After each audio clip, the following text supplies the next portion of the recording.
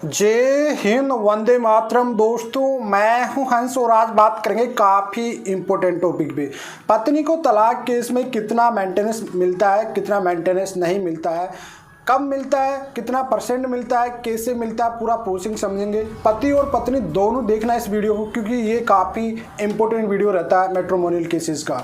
Main चीज़ होती है जो मेंटेनेंस को लेके होती है, जो विवाद होता है मेंटेनेंस को लेके होता है, और जो सबसे बड़ी प्रॉब्लम आती है वो मेंटेनेंस को लेके आती है। इस वजह से जो लोग आज मेंटेनेंस के बारे में जो भी डाउट है आपका सब क्लियरली कर दूंगा मैं। एंट्री मेंटेनेंस के बारे में और फाइनल मेंटेनेंस बनता है, दोनों के बारे में आपको क्लियरली कर दूंगा। तो चलिए दोस्तों, नो टाइम पास, नो बकवास, सीधा करते हैं काम की बात। मैं हूं हंस। सेकंड बात दोस्तों, कमेंट में नंबर ना छोड़े। अगर आप मुझसे ही बात करना चाहते हो, डिस्क्रिप्शन पूरी डिटेल होती है, अपॉइंटमेंट लेके बात कर सकते हैं। थर्ड पॉइंट दोस्तों, सेकंड चैनल है मेरा हंस चांदा सर नाम से, डिस्क्रिप्शन में लिंक है, प्लीज़ सब्सक्राइब जरूर करें और उसे भी सपोर्ट करें। देखिए दोस्तों, जब भी आपको मैट्रिमोनियल केसेस यानी फैमिली के जो भी केस होते हैं, जिसमें चाहे आप 498 का केस ले लो, डीवी का केस ले लो, कोई सा भी केस ले लो, आप पे मेंटेनेंस का केस तुरंत करती है आपकी वाइफ। पहली बात कर लेते हैं दोस्तों अपन मेंटेनेंस, इंट्री मेंटेनेंस के बारे में कि इंट्री मेंटेनेंस कब कैसे मिलता है। मान लीजिए आपकी पत्नी आप पे 498 का केस किया, आपने सेक्शन 9 का केस किया, या किसी भी तरह से डिवोर्स का आपने केस अप्लाई कर दिया। उस सिचुएशन में आपकी वाइफ आप पे 125 सीआरपीसी, जिसमें सभी धर्म वाले ले सकते हैं, सीआरपीसी 125 में सभी ले सकते हैं। लेकिन हिंदू जो स्पेशल हिंदू लोग हैं उनके लिए सेक्शन 24 होता है, उसमें आपको एंट्री मेंटेनेंस मिलता है। अब सेक्शन 24 होता है, उसमें पत्नी को केस का खर्चा, अगर वो कैपेबल नहीं है केस लड़ने योग्य, तो उसे पूरा कोर्ट खर्चा दिलाता है, उसके केस का भी, वकील का भी, सबका खर्चा उसे वकील कोर्ट दिलवाता है। अब बात करते हैं दोस्तों एंट्री मेंटेनेंस कितने टाइमिंग लेता है। देखिए, अगर आप नोटिस रिसीव कर लेते हो, तामील हो जाता है, तो उसके 60 दिन के अंदर अंदर बनने का कानूनी तौर पे रूल होता है। लेकिन अगर आप डेट टू डेट जाते रहते हो, आज की डेट पे जो प्रोसेसिंग चलता है काफ़ी डिले होता है कोर्ट का, तो 1 साल तक लग जाता है। लेकिन जो कानून में प्रोसेसिंग है वो 60 दिन के अंदर अंदर बनना जरूरी होता है एंट्री मेंटेनेंस।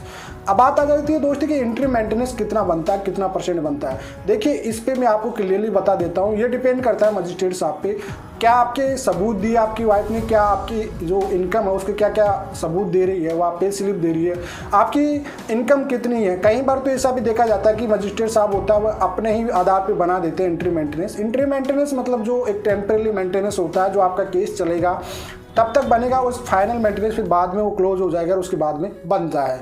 लेकिन एंट्री मेंटेनेंस की एक खासियत और होती है दोस्तों, इसमें एरियस और बनता है, जो एरियस आपको काफ़ी कुछ प्रॉब्लम दे सकता है।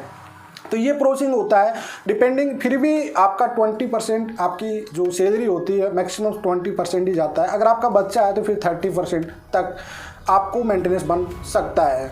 तो ये होती है दोस्तों एक एंट्री मेंटेनेंस की पूरी डिटेल में बात। अब बात करते हैं दोस्तों अपन फाइनल वन टाइम एल्यूमिनियम या फाइनल परमानेंटली जो मेंटेनेंस होता है उसके बारे में। देखिए, ये सेक्शन 25 में होता है दोस्तों, जब फाइनल आपका मेंटेनेंस बनता है। हिंदू मैरिज एक्ट जो होता है 1955 सेक्शन 25 में होता है, और सभी और अदर धर्म्स के लिए होता है, रिलीजन अदर रिलीजन होता है, उनके लिए सीआरपीसी 125 में ही बनता है।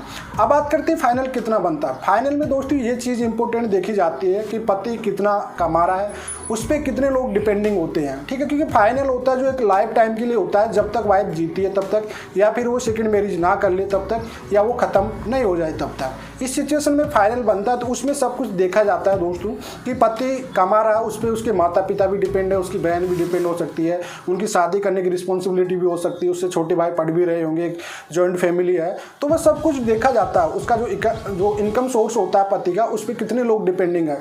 फिर हस्बैंड का खुद का देखा जाता है, फिर उसके बाद जो सेविंग होती है उसमें से आपका 25 से लेके 30% अगर आपका बच्चा है तो बना दिया जाता है। अदरवाइज आपको 18 से 20% के बीच में ही फाइनल मेंटेनेंस बनता है। आज तक तो यही होता आ रहा है। आपका फैमिली कोर्ट में ज़्यादा बन सकता है, क्योंकि 35 तक भी बना देते हैं, कहीं पर तो 50% भी आपका बना दिया जाता है। लेकिन अगर आप उसे अपर कोर्ट में चैलेंज करते हो, रिवीजन पे जाते हो, तो आपको 20 या 25% तक फाइनल मेंटेनेंस आपका बनता है दोस्तों। फाइनल सेक्शन 25 में आपका वन टाइम एल्यूमिनियम भी बनता है। अगर आप चाहोगे तो उसमें आप बना सकते हो कि भाई वन टाइम देके आप फ्री होना चाहते हो और आपकी वाइफ सेटिफाइड है उस चीज़ से लिए, तो आपका दोनों का कॉम्प्रोमाइज़ होगी, वन टाइम आप एल्यूमिनियम दे सकते हो। वो दोनों पे डिपेंड करता है कि आप कितना देना चाहते हो। फिर भी कोर्ट पे अगर आप कोर्ट के भरोसे जाते हो कि कोर्ट कितना दिलाएगा, तो वो 30 या 25% ही आपको दिलाएगा, जो आपकी सैलरी है उसके बेस पे। ठीक है दोस्तों, 5 साल की जो आपकी सैलरी होती है उसके 30% तक फाइनल जा सकता है आपका, अगर वन टाइम एल्यूमिनियम जाएगा तो दोस्तों। दोस्तों अब इसमें बात आ जाती है, अगर पत्नी की इकोनॉमिक्स आर्थिक जो दिनचर्या होती है उसकी गुजारा नहीं चल पा रहा, तो सेक्शन 25 की सबसेक्शन 1 और 2 में उसको बढ़ाने कम करने का ऑप्शन है हस्बैंड और वाइफ दोनों के लिए। जी हाँ दोस्तों, हस्बैंड और वाइफ दोनों के लिए। तो दोस्तों ये होता है मेंटेनेंस की जो ज़्यादातर लोगों को प्रॉब्लम आती रहती है मेंटेनेंस को लेकर, कि फाइनल मेंटेनेंस भी आपका 20 से 25 ही बनेगा, और एंट्री मेंटेनेंस डिपेंड करता है मजिस्ट्रेट साहब पे वो कितने बना देते हैं, लेकिन ये कम ही बनता है, कई बार ज़्यादा भी बना दिया जाता है, लेकिन उसमें जो फाइनल बनेगा उसमें काफ़ी सोच समझ के मेंटेनेंस बनाया जाता है। तो आई होप दोस्तों आपको समझ में आ गया जो प्रोसेसिंग कितना मेंटेनेंस बनता है, कितना मेंटेनेंस नहीं बनता। बच्चे होंगे तो आपका 25 से लेकर 30% तक जाएगा ही जाएगा, ये इंपॉर्टेंट ध्यान रखना। चलिए आज के लिए इतना ही। जय हिंद, वंदे मातरम।